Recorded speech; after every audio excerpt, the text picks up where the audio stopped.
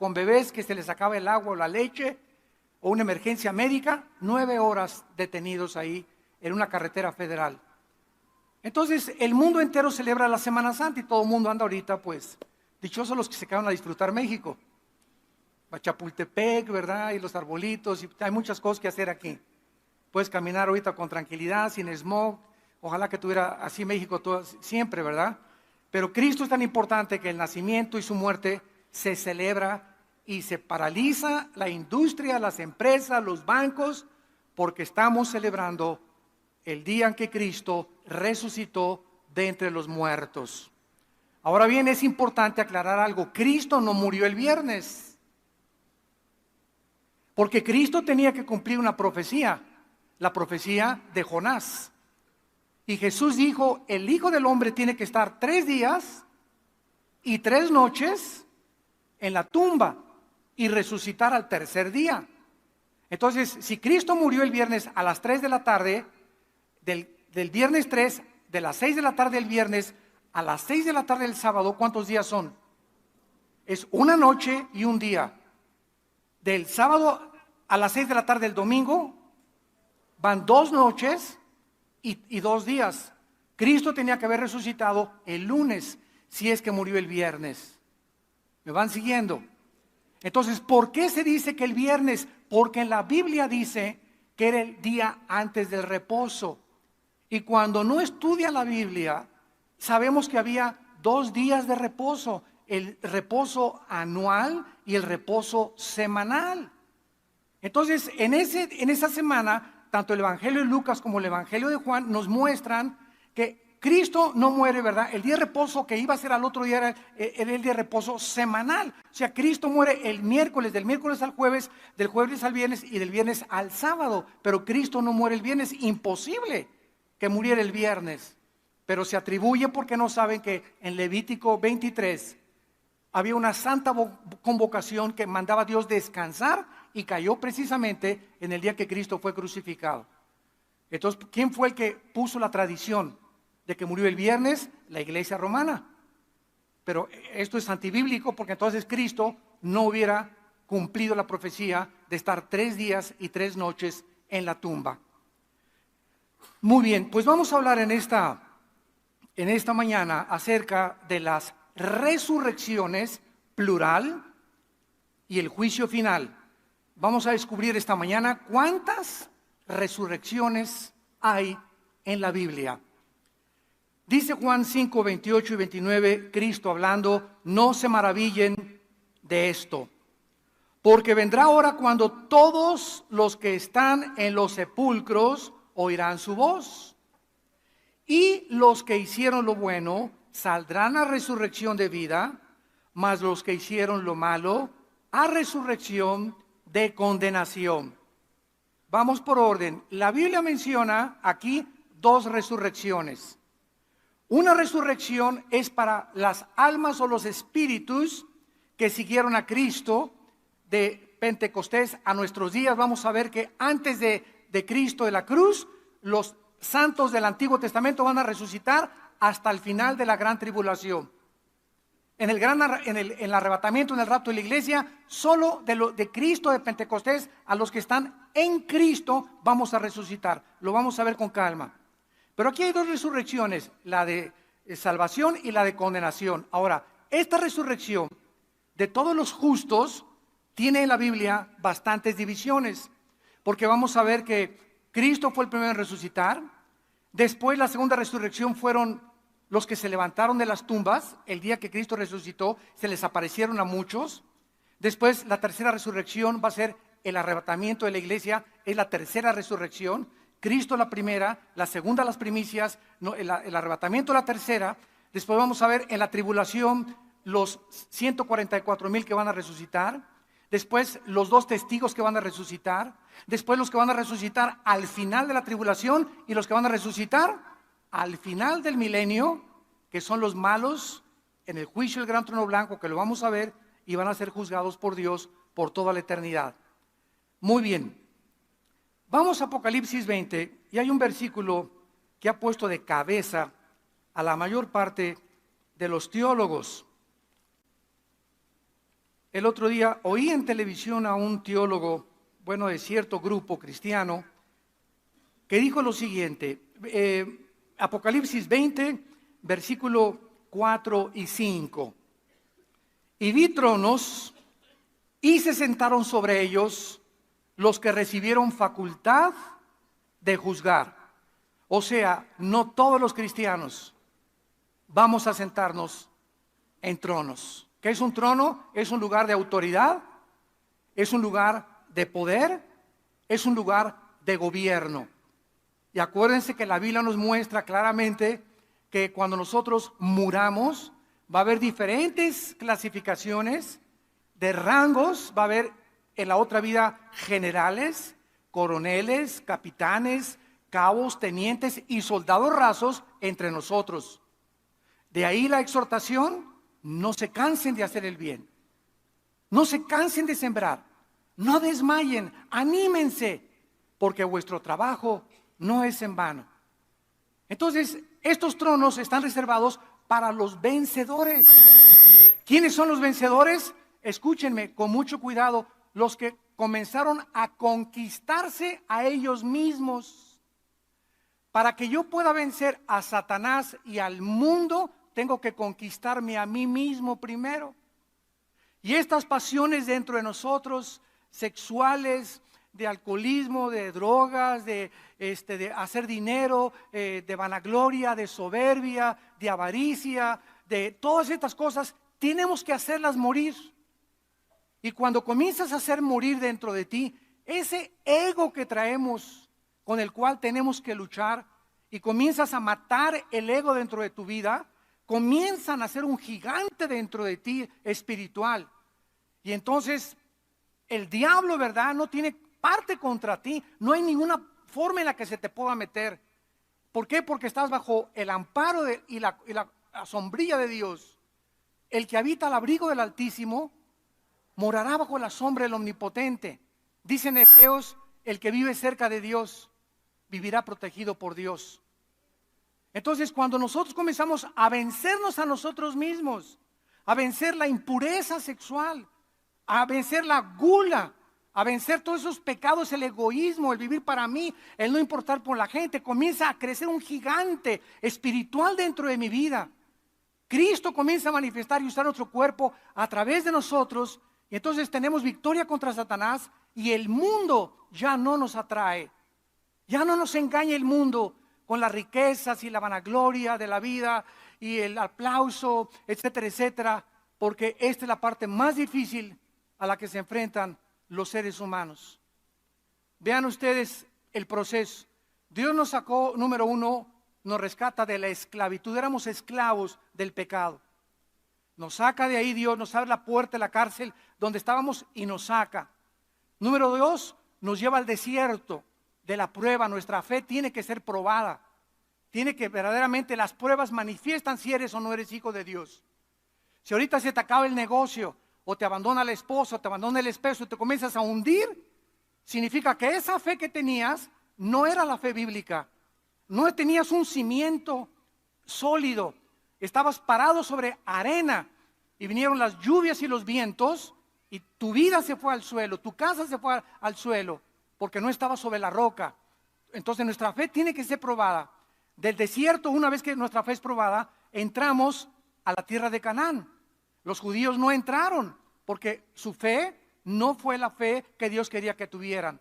Les dio agua, les dio comida en el desierto, les mandó codornices y seguían murmurando y quejándose: y para qué soy cristiano, y para qué me sacó Dios de esto, y siguieron y ahí se quedaron muertos en el desierto. Y después entramos a la tierra de Canaán, a la abundancia.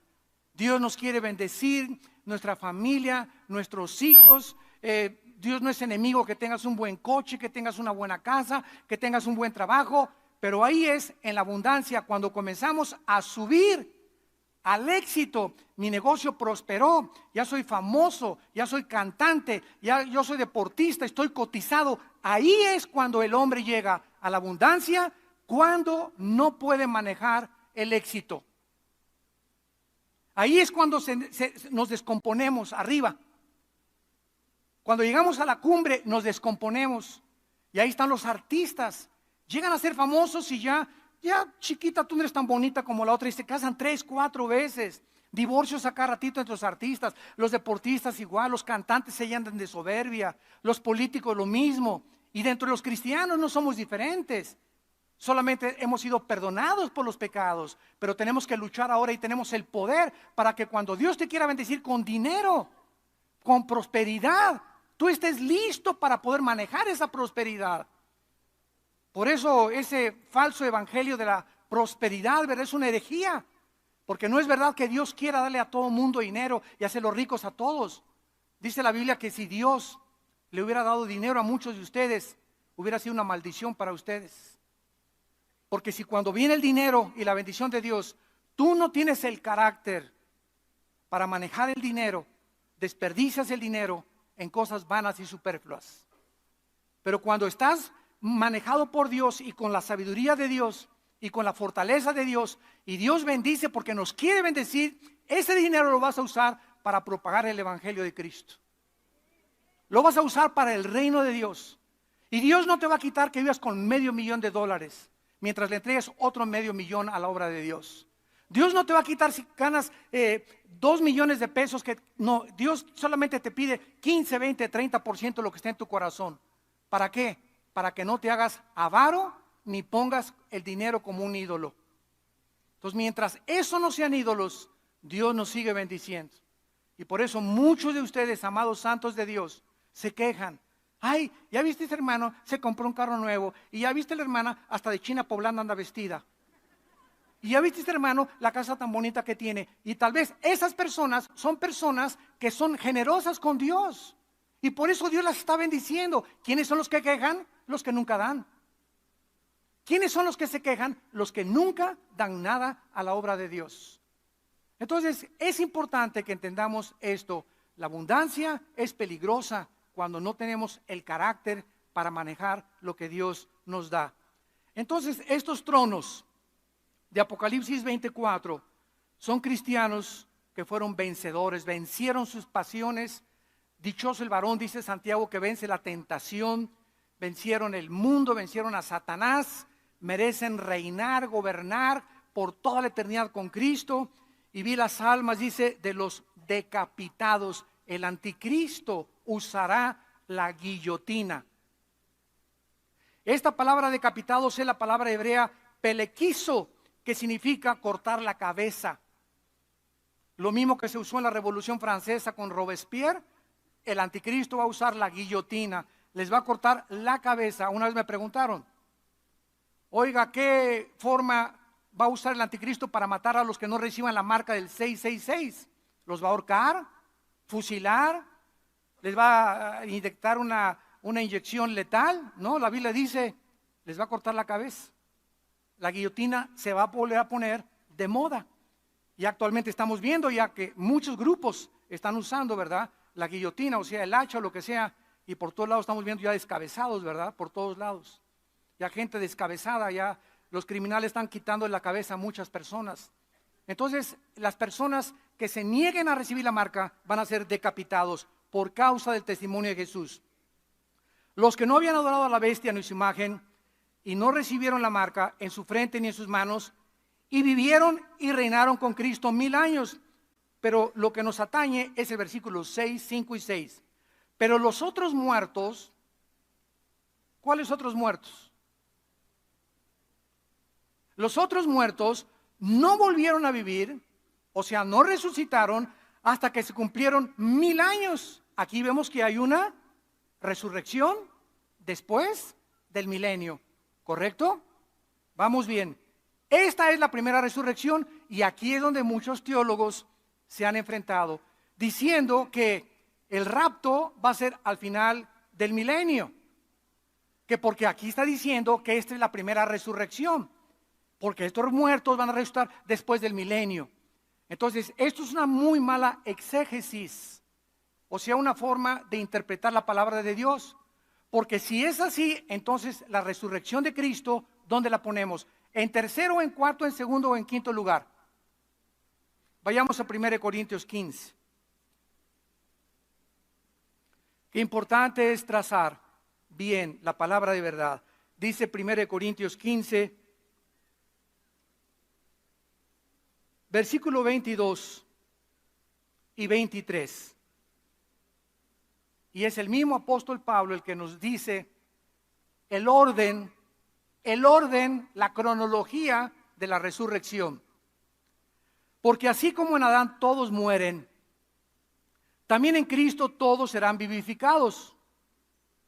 Pero cada uno, o sea, cada resurrección, en su debido orden, porque Dios es un Dios de orden.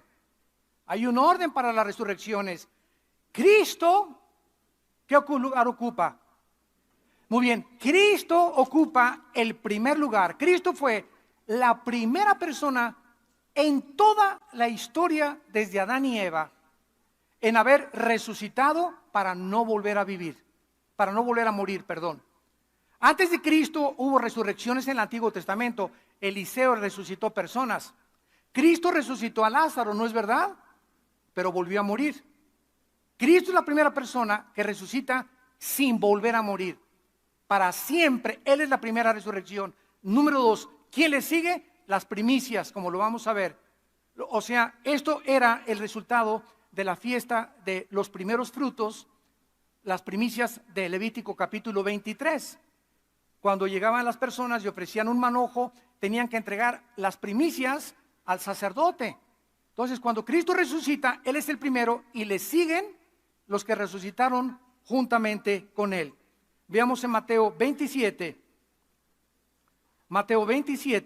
esta resurrección de las primicias, versículo 51 al 53. Mateo 27, 51 al 53.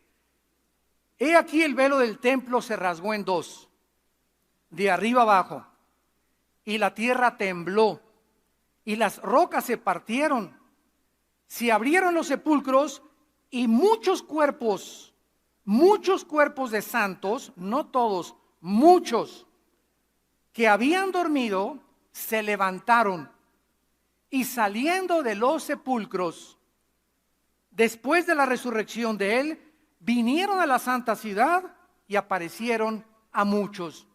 Vemos pues que las tumbas de muchos de los santos que habían muerto fueron abiertas, mientras la tierra era sacudida por un gran terremoto, y estos santos se aparecieron a muchas personas. En 1 Corintios 15 dice que se aparecieron a más, Cristo, más de 500 personas. Y este evento no se vuelve a mencionar jamás en el Nuevo Testamento. La resurrección de las primicias después de Cristo, pero es el cumplimiento de la tipología de la fiesta de los primeros frutos que encontramos en Levítico 23, del 9 al 14. Después lo leemos. Muy bien, vamos ahora a la tercera resurrección. Primera de Tesalonicenses, capítulo 4. Ya llevamos dos resurrecciones, la de Cristo y la de los santos o los primeros frutos. Ahora dice Primera de Tesalonicenses 4, que es la próxima que sigue, la de nosotros.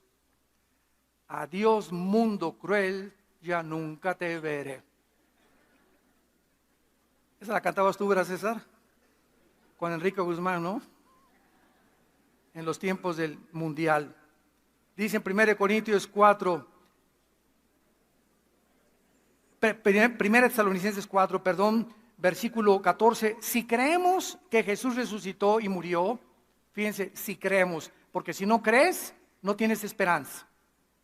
Si creemos que Cristo murió y resucitó, también traerá Dios con Él a los que durmieron en Él. Esto significa que la enseñanza de la secta de los famosos testigos de Jehová está equivocada. Porque ellos enseñan que después de la muerte estamos en un estado de inconsciencia. Porque se usa la palabra dormido. Pero porque se usa la palabra dormido por lo siguiente. Cuando yo me duermo y tú te duermes en la noche, nuestro cuerpo descansa y se desconecta del consciente, pero seguimos vivos físicamente. Nuestro cerebro está funcionando y está funcionando nuestro subconsciente, Y por eso se usa la palabra dormidos, porque el cuerpo está sin funcionar físicamente, sin ninguna actividad, por eso se llama dormidos, pero el espíritu y el alma están en la presencia de Dios. Si estuviéramos dormidos, entonces Cristo no podría traer con ellos a los que murieron, o sea, a los que durmieron. Esto implica que los muertos ya están con Jesús, no están en el cementerio en el momento que nosotros morimos. Por lo cual les decimos esto en palabra del Señor: que nosotros que vivimos, que habremos quedado hasta la venida del Señor, no precederemos a los que durmieron, porque el Señor mismo, con voz de mando, con voz de arcángel y con trompeta de Dios, descenderá del cielo, y los muertos en Cristo. En el Antiguo Testamento nadie había en Cristo. Somos pegados, ligados, identificados, amalgamados al cuerpo de Cristo por el bautismo del Espíritu Santo. 1 Corintios 12:13. ¿Qué es el bautismo del Espíritu Santo? La operación mediante la cual el Espíritu Santo nos coloca, nos hace parte del cuerpo de Cristo. El bautismo del Espíritu Santo se lleva a cabo en el momento de la salvación. Yo he ido a muchos lugares donde nos han dicho: ¿quién quiere recibir el bautismo del Espíritu Santo? ¿Verdad? En ninguna parte del Nuevo Testamento se nos invita a que recibamos el bautismo del Espíritu Santo. Se nos dice en Efesios que seamos llenos del Espíritu Santo, pero jamás en las epístolas se nos invita a que recibamos algo que ya tenemos. Esto sucedió una vez para siempre, cuando recibimos a Cristo, estamos sellados, bautizados, estamos completos, dice Colosenses 2 en él. No, los cristianos no estamos divididos entre los que tienen el bautismo del Espíritu Santo y los que no tienen el bautismo del Espíritu Santo. Si no tienes el bautismo del Espíritu Santo, no eres cristiano. Tan sencillo como eso. Porque lo que nos hace ser cristianos es estar en el cuerpo de Cristo. ¿Y cuándo formamos parte del cuerpo de Cristo? Cuando el Espíritu nos bautiza en el cuerpo de Cristo. Pero tantas cosas, ¿verdad?, que se manejan por no conocer la palabra ni trazar bien la palabra de verdad. Veamos qué está sucediendo aquí. Versículo 17. Luego nosotros, los que vivimos, o sea, somos esta generación tal vez, los que hayamos quedado, seremos, la palabra es arpazo, con Z, arpazo, que significa ser sacado de en medio súbitamente o con fuerza. Arpazo es esto, es la palabra que se usa también para el secuestro. Cuando agarras a alguien y la jalas y le escondes. Entonces, súbitamente, millones de personas en el mundo vamos a ser sacados, arrebatados, por eso se usa, con fuerza, ¿verdad? Con el poder de Dios, vámonos. Y aquí se queda el traje, los zapatos, todo tu reloj, tu anillo de casado, la cartera que traías, se queda todo aquí, totalmente en el suelo. Salimos de nuestro cuerpo y mientras vamos saliendo de nuestro cuerpo va siendo transformado, lo vamos a ver a la semejanza del cuerpo de Cristo que Él resucitó.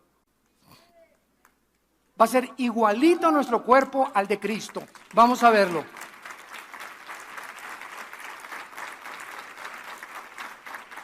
El arrebatamiento, Cristo desciende sin tocar la tierra, porque esto es importante también.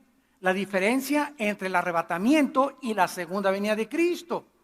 Muchos enseñan que la segunda venida es el arrebatamiento y también la segunda venida. Y hay un intermedio de 7 años que se llama la gran tribulación entre el arrebatamiento y la segunda venida de Cristo. ¿Por qué?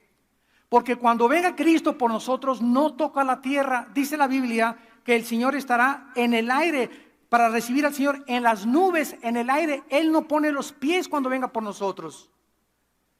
Hasta la segunda venida, Zacarías capítulo 14, se para en el monte de los olivos, pero viene con nosotros, ya con cuerpos resucitados para establecer su reino y vencer al anticristo. Pero en el arrebatamiento, Cristo viene por nosotros. ¿Y por qué hay una diferencia entre el arrebatamiento y la segunda venida? Escuchen, no hay ninguna señal para el arrebatamiento. Se llama inminencia. Y para la segunda venida hay muchas señales. El sol se oscurecerá, la luna se pondrá como sangre, verán la señal del Hijo de Dios.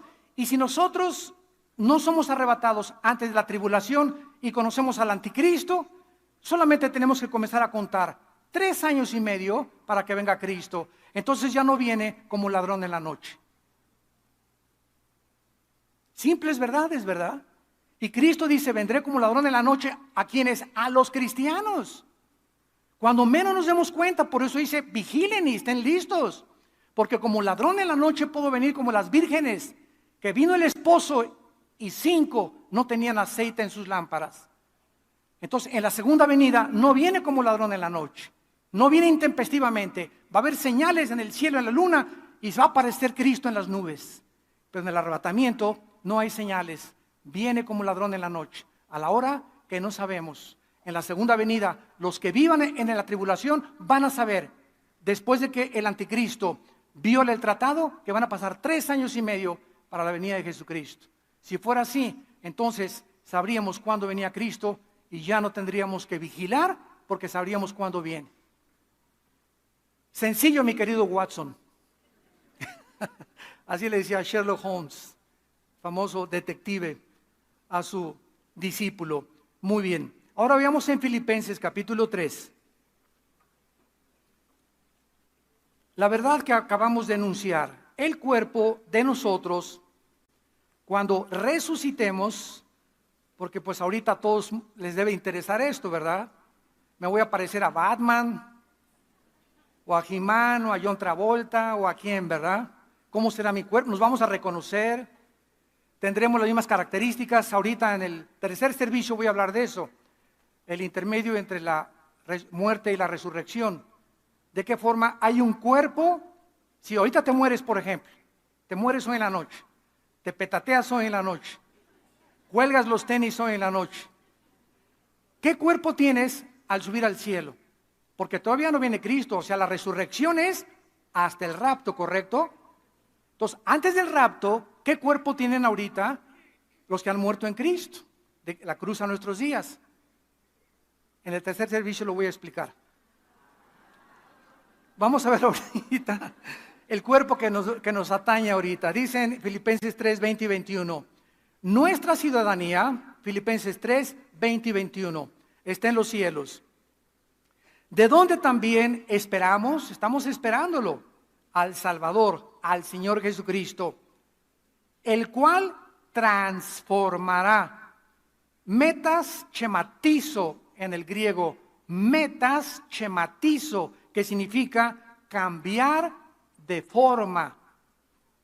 Cuando Cristo fue enterrado y a los 3 días resucita, ¿a quién se parecía?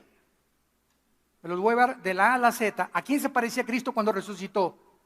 Él tenía la misma cara, la misma estatura, ¿correcto? Pero su cuerpo había sido transformado.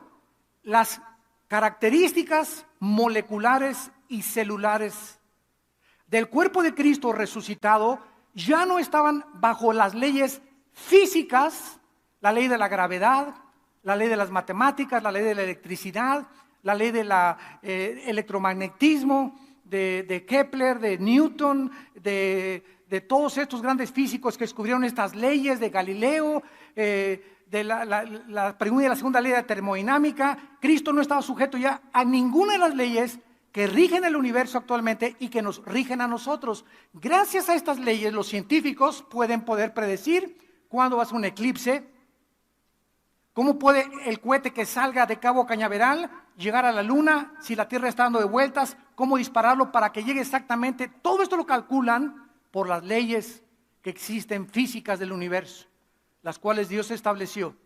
Entonces, cuando resucitemos, ya no vamos a ser afectados por estas leyes, porque van a haber leyes diferentes. Cristo no, porque resucitó hace 2000 años, cuando estas leyes existían. Por eso Él pudo volar. Lo vamos a ver que ascendió. La gravedad no afectó su cuerpo y nuestro cuerpo va a ser igual al de Él. Lo dice aquí. Muy bien. Nuestro cuerpo va a ser transformado, cambiado de forma, pero vamos a ser los mismos, pero guapos. y bonitas las muchachas. O sea, si naciste con orejas de papalote, ¿verdad? Vas a tener ya orejas, si naciste con una nariz, o sea, pero nos vamos a hacer nosotros, pero ya bien hechos. Todos hemos nacido, ¿verdad? Defectuosos. Todos tenemos algo. Alguien que sea más alto, más bajo, etcétera, etcétera. Menos grasa aquí. Pero vamos a ser nosotros con el cuerpo como lo vamos a ver. Cuando Samuel fue sacado por Saúl, ¿se acuerdan? En segunda de Samuel. Cuando fue sacado del Sheol, ¿se acuerdan que salió de la tumba y espantó al rey Saúl? Pero Saúl reconoció que era Samuel. Porque antes de la cruz, los cuerpos no habían sido cambiados, estaban en el Sheol, con el mismo cuerpo con el que habían muerto. Pero con un cuerpo que no estaba sujeto a la destrucción. Ya no estaba afectando la segunda ley de la termodinámica a los cuerpos que estaban en el Sheol. Y los cuerpos que están ahorita en el infierno, eres tú. Si vas al infierno en la noche, vas a estar tú ahí en el infierno. Pero tu cuerpo va a ser el mismo, pero indestructible. No resucitado, pero si no te quemarías. Y dice la Biblia que los que están en el infierno ya están ahorita quemándose o están sufriendo el dolor como si una llama lo estuviera ardiendo en ellos y van a tener sed. Entonces, esto nos habla, ¿verdad?, de los diferentes cuerpos. Qué interesante que hay antes de la cruz, después de la cruz y el estado intermedio entre la muerte y la resurrección. Ahora dice el versículo 21, el cual transformará el cuerpo, y se le llama de la humillación nuestra, para que sea semejante al cuerpo de la gloria suya, por el poder con el cual puede también sujetar a sí mismo todas las cosas. La palabra semejante es ginomai en el griego. Ginomai, que significa hecho o hecho de la misma forma, para que sea igual o hecho nuestro cuerpo a las mismas características del cuerpo de Cristo cuando resucitó. Cuando resucitó Cristo, ¿tenía sangre? Oigan, contesten pronto, no le saquen. Claro que no, su sangre, la vida de la carne está en la sangre. Su sangre fue completamente, cuando le atravesaron la lanza, dice Juan, vi una gota de agua mezclada con sangre. Los cardiólogos de la época moderna dicen que cuando la gota se mezcla de sangre con el agua es por muerte de rotura del pericardio. O sea que cuando el soldado le atravesó el centurión el costado a Cristo, su pericardio estaba roto. Y por eso salió esa agua con sangre. Y eso nos explica de qué murió Cristo. ¿De qué murió Cristo? Pregunta de los 64,000 pesos. No murió desangrado porque murió antes. No murió de asfixia, que regularmente morían los crucificados. La laringe, ¿verdad?, y la faringe eran presionadas por el cuerpo, o morían crucificados y les rompían los huesos para que se colgara el cuerpo y se asfixiaran los condenados o las víctimas a la crucifixión. Pero a Cristo no le rompieron las piernas. Y Cristo duró de las 12 del día, que lo crucificaron, a las 3 de la tarde en la cruz. Y a las 3 en punto murió. Y la Biblia nos muestra en el Salmo 22 que su corazón se le deshizo como la cera. Cristo murió de dolor. Fue tan grande el dolor cuando nuestros pecados, tus pecados y mis pecados, fueron puestos sobre su cuerpo en el santo y hecho más sublime que los cielos, que no soportó Cristo el dolor moral. O sea, Cristo muere y se le rompe el corazón del dolor por nosotros.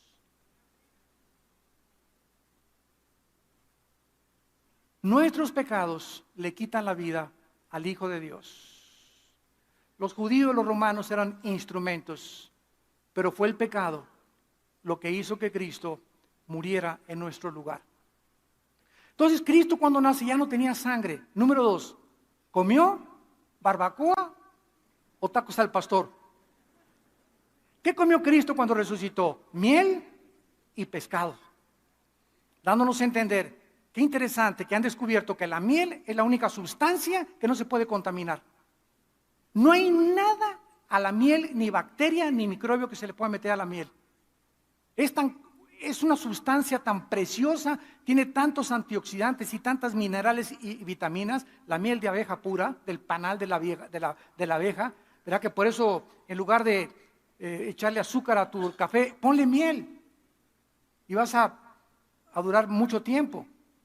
Entonces Cristo come miel y come pescado, porque el pescado es el alimento. Ahora han descubierto el famoso omega 3, omega 2, omega 5, que las personas que toman 2 chochos de omega 3 tienen 60% de menos de probabilidades de morir de un ataque cardíaco.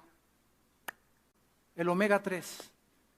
Vea, vete a Walmart a comprar omega 3.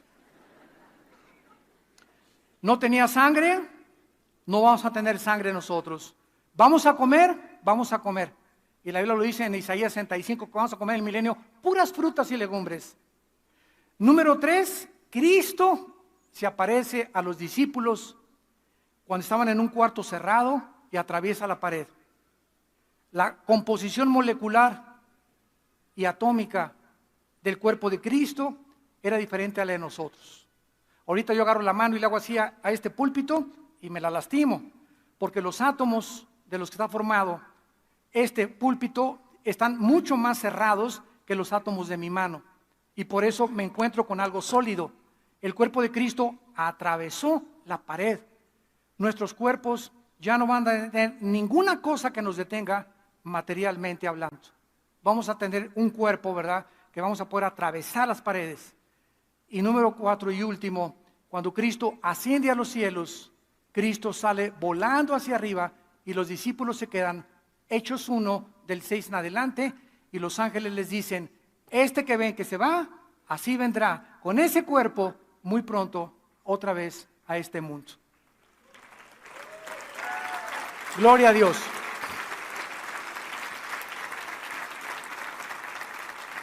No sé cuántos de ustedes hayan soñado con volar. Muchas manos levantan. Los demás están contentos dormidos. Pero yo particularmente, muchas veces así, que vuelo. Y como que yo puedo dirigir así el vuelo y regreso. Y me hago así, comienzo a volar. Ya hace mucho que no sueño, pero tuve mucho tiempo que soñé que volaba. Bueno, nuestra cuarta característica va a ser que vamos a volar. Ahorita, si quisiéramos ir a la orilla de nuestra Vía Láctea, nos tomarían millones de años yendo a la velocidad de la luz, 300,000 kilómetros por segundo. Y cuando Einstein descubrió la fórmula E igual a mc al cuadrado, que la energía es igual a la masa, o la masa es igual a la energía, dando la teoría famosa de la relatividad, Einstein estaba explicando y postulando que es imposible la conquista del espacio. Nunca vamos a llegar más allá de Marte por el tiempo y la velocidad. Entonces no tenemos ni idea de lo que estamos hablando con la guerra de las galaxias y que vamos a conquistar las galaxias, ¿verdad? Son puras marihuanadas. Vamos a la cuarta resurrección, Apocalipsis capítulo 11. ¿Y tú que te quieres quedar en este mundo? ¿Qué es lo que Cristo vino a hacer, amados santos de Dios? Nos vino a quitar el temor de la muerte. ¿Qué vino Cristo a hacer? A quitarnos el temor de morir. Hebreos 2, 14 y 15. Por cuanto los hijos participaron de carne y de sangre, Él también participó de lo mismo. Tomó un cuerpo como el de nosotros, para poder, ¿verdad?, librar a todos los que estaban temerosos de morir. Éramos esclavos por el miedo a la muerte. Y Cristo viene y con el Evangelio rompe el misterio de la muerte y nos dice: yo soy la resurrección y la vida. Y así como yo resucité y me les aparecía a más de 500 y he aquí que vivo por los siglos de los siglos, esta vida es cortísima, cortísima la vida que tenemos.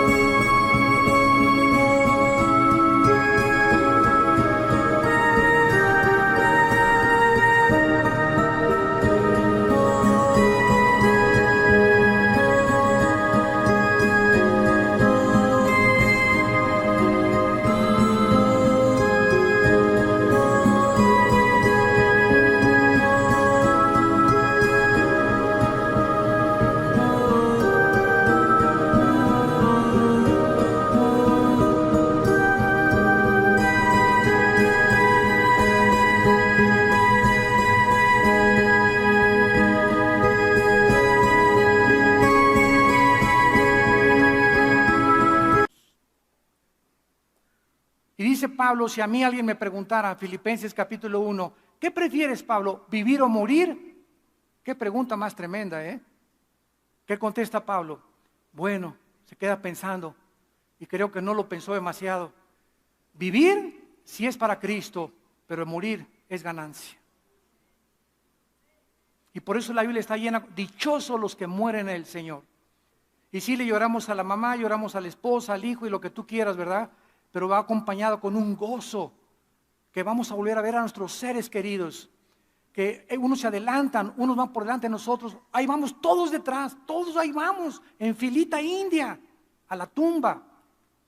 Y de repente todo se acabó, tus sueños, tus ambiciones, tu vanagloria, tu pecado, todo lo que hiciste se acabó para siempre. Tenemos una corta vida para invertirla en el reino de Dios, en vivir para el Señor, en ganar las almas, en hacerle bien al prójimo y vivir para los demás, porque nuestro trabajo va a ser recompensado. En la cuarta resurrección, en Apocalipsis 11, dice el versículo 7, que habla de los dos testigos que se van a levantar al final de la tribulación.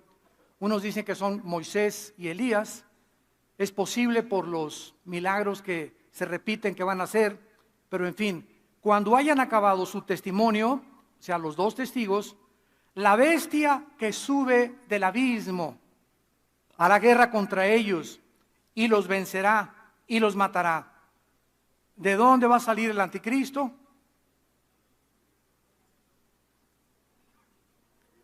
El abismo es la habitación actualmente de los demonios. Los ángeles tienen otra habitación, segunda de Pedro capítulo 2, que se llama el Tartarus, que se tradujo infierno. Hay infierno, abismo y Tartarus. Aquí en este planeta, en el centro de la tierra, hay 3 compartimentos. Ahí están las prisiones de Dios ahorita, en este planeta. En un lado están en el infierno. En el infierno están todos los espíritus humanos. En el infierno no hay demonios ahorita. Son puros seres humanos que están esperando desde Adán hasta nuestros días ser sacados para el juicio final en el infierno. En el abismo es la prisión de los demonios. Cuando Cristo comenzó a sacar demonios, ¿se acuerdan que le dijeron los demonios a Cristo? No nos mandes al abismo. Y se metieron a unos puercos y mataron a los puercos. Y el Tartarus, o las prisiones de obscuridad, que es lo mismo, es donde están los ángeles que quisieron pervertir la genética en Génesis capítulo 6, produciendo gigantes de 4 o 5 metros con 12 dedos en las manos y 12 dedos en los pies. Entonces la Biblia nos muestra que el anticristo es un principado satánico que ocupó algún líder en el pasado. Muchos dicen que fue Nerón, otros que fue Antíoco Epífanes, otros dicen, ahorita la mayor parte de los teólogos creen que el espíritu de Alejandro el Magno, Alejandro el Magno es un personaje como ustedes no se imaginan en la historia. A los 21 años Alejandro comenzó a conquistar el mundo, a los 21 años. ¿Quién le dio esa sabiduría, aunque fue entrenado por Filipos y por todos los griegos que tenía? ¿Quién le dio la sabiduría para formar las falanges famosas griegas? Pelearon contra los persas, con la película del 33, o cómo se llama el 33, ¿no? Que pelean los espartanos, que era un grupo especial que desde chiquitos los trataban de enfrentar con lobos y con todo, para crearles un carácter en contra de la muerte y del miedo, y vencieron casi a más de 15,000 persas en la famosa guerra de las Termópilas. Entonces los griegos tenían un conocimiento impresionante que Alejandro conquistó en casi 12 años, toda Europa del sur, toda África del norte y casi todo el Medio Oriente. Alejandro el Magno se convirtió en un homosexual, comenzó a fumar hashish y murió a los 33 años en Babilonia, que es actualmente Irak. Entonces muchos creen que el espíritu que entró en Alejandro va a ser el espíritu que va a entrar en el anticristo. Yo no lo creo mucho, porque cuando Alejandro llegó a Jerusalén, dice la biografía de Alejandro el Magno, que cuando llegó a Jerusalén se le aparecieron 5 sacerdotes judíos vestidos de blanco Y la noche anterior, Alejandro tuvo un sueño que se le aparecían esas 5 personas y una voz le dijo, no los toques. Y Alejandro perdonó Jerusalén. Y el anticristo y Antíoco Epífanes no lo perdonaron. Bueno, quien quiera que sea el personaje que este espíritu poseyó antes de que nazca el anticristo, va a salir del abismo y va a meterse en el anticristo. Cristo va a nacer de una mujer. Tiene que ser a fuerza humano. Va a ser un hombre híbrido. Va a ser una mezcla, una perversión genética el anticristo.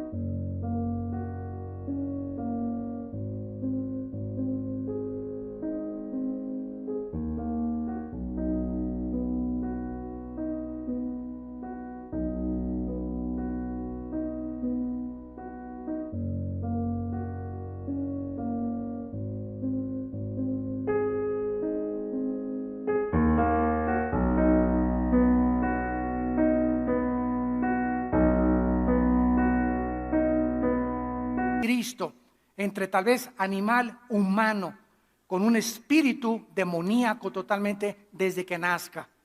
Entonces, esta bestia, este hombre, el anticristo, con poderes sobrenaturales, va a matar a los testigos.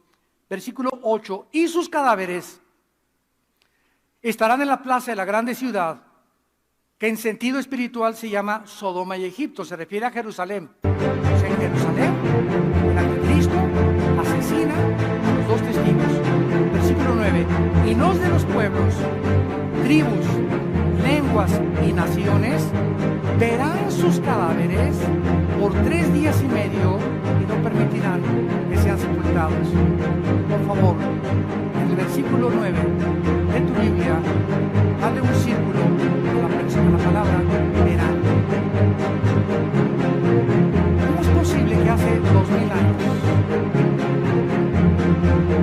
se pudiera profetizar que vendría el momento en la historia en la que todas las naciones del mundo y los pueblos y las tribus iban a ver el mismo evento al mismo tiempo si no se hubieran inventado los satélites de comunicación?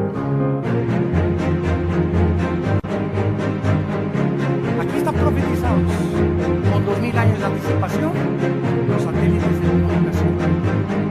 Todavía el siglo pasado se burlaban de la Biblia. Mira nada más. Aquí está diciendo que todo el mundo va a ver al mismo tiempo la muerte de los 2 testigos. Y ahorita prende la televisión y en CNN ya está la guerra de Corea, ya está la guerra de aquí, la muerte, la coronación del Papa, el evento que querramos, lo estamos viendo en todas las naciones del mundo, que casi somos 200 naciones, el mismo evento al mismo tiempo, gracias a que en 1957 se aventó por primera vez el satélite Sputnik por los rusos. Y ahorita hay cientos de satélites que están transmitiendo continuamente en una órbita geocéntrica alrededor del Ecuador las transmisiones de lo que pasa en el mundo entero. Aquí está en la Biblia antes que la ciencia lo descubriera. Señores ateos, se eduquen. Y los moradores de la tierra, versículo 10, se regocijarán. Todos estarán, imagínense nada más la insensibilidad a la que el mundo se está dirigiendo, a la deshumanización del ser humano, donde cada vez tenemos menos sentimientos los unos por los otros, donde cada vez el ser humano ve al ser humano como un objeto a quien usar y no a quien bendecir, a quien explotar y no a quien ayudar. Se van a estar felices el mundo, mataron a los 2 testigos. ¿Y por qué estaban felices? Y se alegrarán y se enviarán regalos, porque estos 2 profetas habían atormentado a los moradores de la tierra. El Evangelio de Jesucristo tiene dos efectos: olor de vida, olor de muerte para muerte. Hay gente que yo le he hablado de Cristo y me dicen, el otro día cenamos con mi mamá que cumplió 87 años, por cierto, en su cumpleaños pasado, ahí en Cuernavaca le hicimos una fiesta y fue una señora bien famosa, pero bien famosa, me reservo su nombre, y comencé a testificarle. En la mesa se sentó con nosotros y con su esposo, con mi mamá, y cuando le comencé a testificar, inmediatamente: no me hable de la Biblia, así, no me hables de estas cosas, yo tengo mis creencias y yo tengo mi filosofía oriental y yo no quiero que me hable de esas cosas. Se terminó la conversación, muchacho. ¿Está bien? Con permiso, discúlpenme. Pero nos damos cuenta que hay gente que le hablas y se enojan, se sienten atormentados. O comienza a hablar de Jesús y ya vas a comenzar con estas cosas, mejor me voy.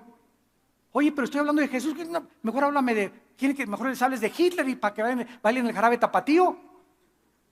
Increíble, pero cierto. Bueno, esto va a suceder. Y versículo 11, y entonces a los 3 días entra en ellos el Espíritu de vida, enviado por Dios, y se levantan sobre sus pies, y cayó gran temor sobre los que lo vieron. Esta es la cuarta resurrección, la de los 2 testigos. La quinta resurrección, Apocalipsis capítulo 7. La quinta resurrección, Apocalipsis capítulo 7. Los 144,000 sellados por Dios. Dice el versículo 9. Después de esto miré una gran multitud, la cual nadie podía contar, de todas las naciones, tribus y pueblos, lenguas, delante del Cordero, vestidos de ropas blancas, con palmas en las manos, clamaban a gran voz diciendo: la salvación pertenece a nuestro Señor que está sentado en el trono. Versículo 13, entonces uno de los ancianos habló diciéndome: estos que están vestidos de ropas blancas, ¿quiénes son y de dónde han venido? Yo le dije: Señor, tú lo sabes. Y él me dijo: estos son los que han salido de la gran tribulación y han lavado sus ropas y las han emblanquecido con la sangre del Cordero. Los 144,000, con una grande multitud, tal vez de personas que ellos ganaron para Cristo, resucitarán en esta quinta resurrección. Esto no es el rapto, ¿verdad? Este evento tendrá lugar después del arrebatamiento de la iglesia. Entonces, la primera resurrección que vimos en Apocalipsis 24 y 5 no puede ser la primera después del milenio, porque la primera fue Jesucristo. Y si comenzamos el orden cronológico de las resurrecciones, nos damos cuenta en qué orden van a ir apareciendo cada una de ellas. La sexta resurrección en Daniel capítulo 12. La sexta resurrección, Daniel capítulo 12. Dice así la palabra de Dios. Entonces, versículo 2. Muchos de los que duermen en el polvo de la tierra serán despertados, unos para vida eterna y otros para vergüenza y confusión perpetua. Los entendidos resplandecerán como el resplandor del firmamento, y los que enseñan la justicia a la multitud como las estrellas a perpetua eternidad. La expresión en Cristo, recordamos, es para los santos de Pentecostés al arrebatamiento. Los santos del Antiguo Testamento no es atribuido a la resurrección de la iglesia. Van a ser 2 resurrecciones totalmente diferentes. Y terminamos en Apocalipsis capítulo 20, versículo del 11 al 15, donde vemos la última resurrección, la resurrección de todos ustedes que nos oyen y a través de la televisión, que has querido vivir a tu manera, porque te gustó la canción de Frank Sinatra. Una vez me preguntaron: ¿ya sabe usted cuál es la canción que van a cantar en el infierno? A mi manera.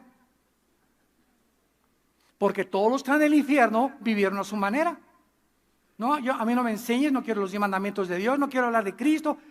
Y muy bien, pues vas a pasar la eternidad cantando a mi manera. Porque a tu manera quisiste vivir. Porque el que quiera salvar su vida la va a perder. pero el que la pierda por causa de mí, la va a salvar.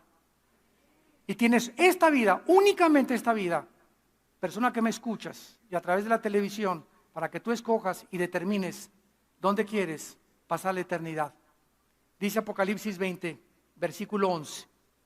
Vi un gran trono blanco y al que estaba sentado en él, de delante del cual huyeron la tierra y el cielo, y ningún lugar se encontró para ellos.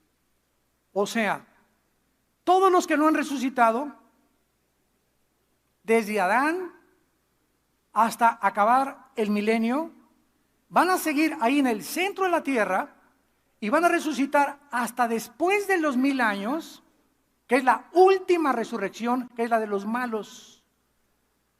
Y enfrente de ellos, cuando estén enfrente de Dios, en el trono blanco, este trono no se nos dice dónde va a estar, pero vemos que van a ver cómo la tierra va a desaparecer.